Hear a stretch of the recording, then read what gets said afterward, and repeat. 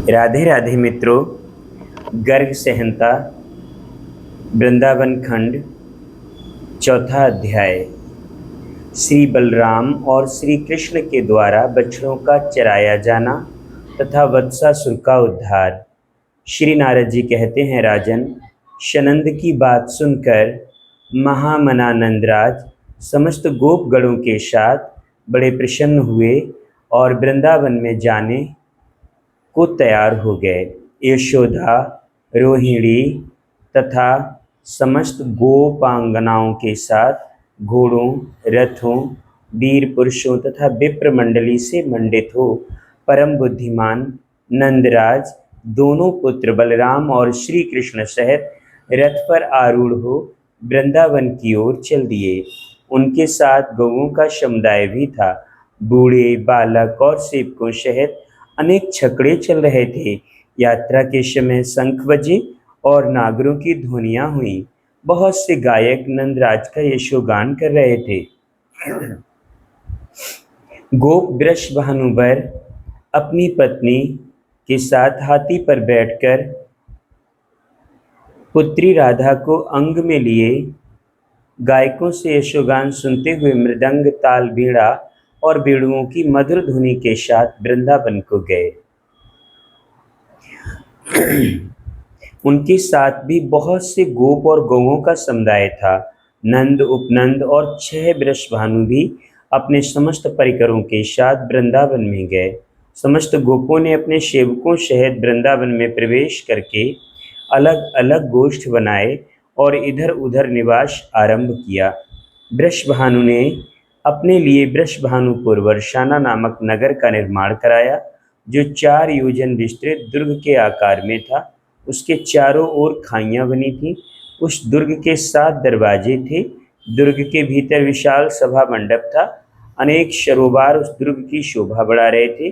बीच बीच में मनोहर राजमार्ग का निर्माण कराया गया था। एक सहस्त्र कुंज में उस पुर की शोभा बढ़ाती थी। क्षमा करें मित्रों, एक सहस्त्र कुंजें उस पुर की शोभा बढ़ाती थी। श्री कृष्ण नंद नगर अर्थात नंदगांव तथा वृषभानुपुर अर्थात बरसाने में बालकों के साथ क्रीड़ा करते हुए घूमते और गोपांगनाओं की प्रीति बढ़ाते थे। राजन, कुछ दिनों बाद संपूर्ण गोपों के समादर भाजन मनोहर रूप वाले बलराम और श्री कृष्ण वृंदावन में बछड़े चराने लगे।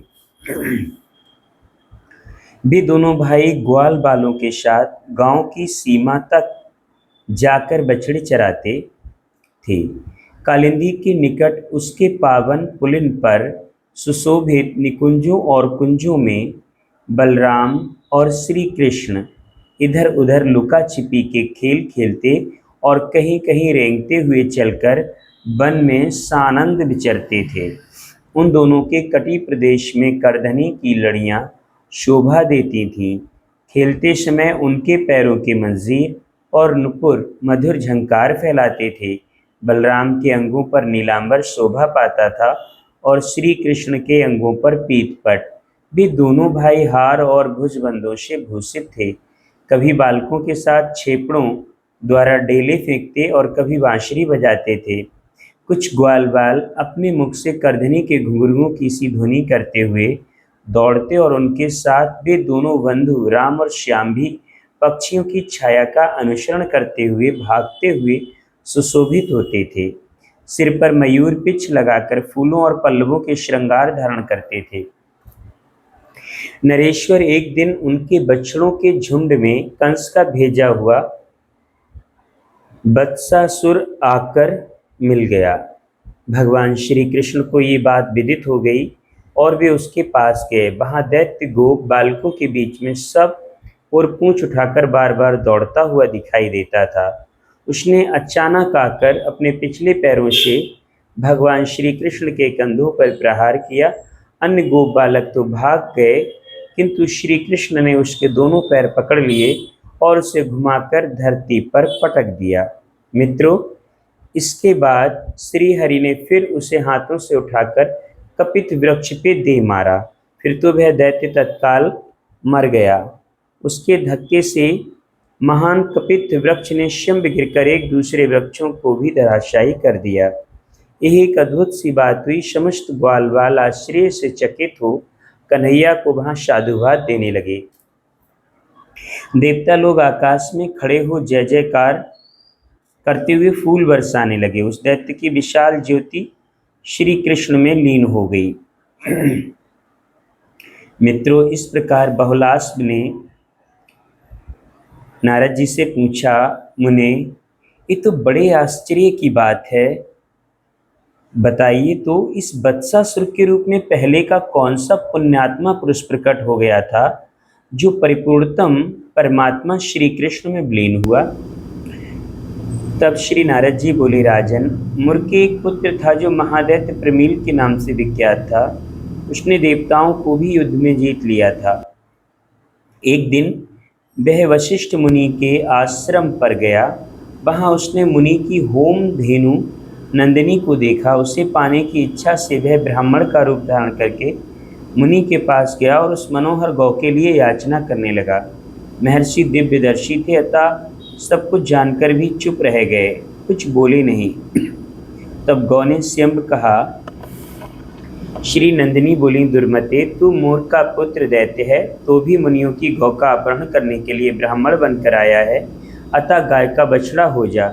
श्री नारद जी कहते हैं, राजन, नंदिनी के इतना कहते ही वह मोर पुत्र महान गोवत्स बन गया। तब उसने मुनिवर वशिष्ठ तथा उस गौ की परिक्रमा एवं प्रणाम करके कहा, मेरी रक्षा कीजिए, रक्षा कीजिए। गौ बोली, महादैत्य, द्वापर के अंत में जब तू श्री कृष्ण के बछड़ों में घुस जाएगा, उस समय तेरी मुक्ति होगी। श्री नारद जी कहते हैं, मित्रों, उसी साप और वरदान के कारण परिपूर्णतम पतित पावन साक्षात भगवान श्री कृष्ण में दैत्य वत्सासुर विलीन हुआ।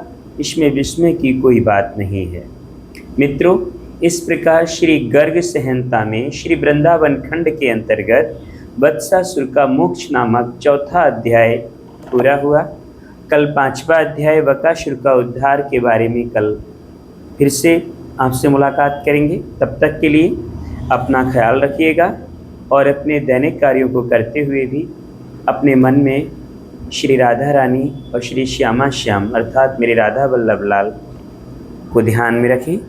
राधा कृष्ण की आप पे कृपा बनी रहे और इस श्रावण माह में देवादिदेव महादेव की भी कृपा आप पे बनी रहे। राधे राधे, हर हर महादेव मित्रों।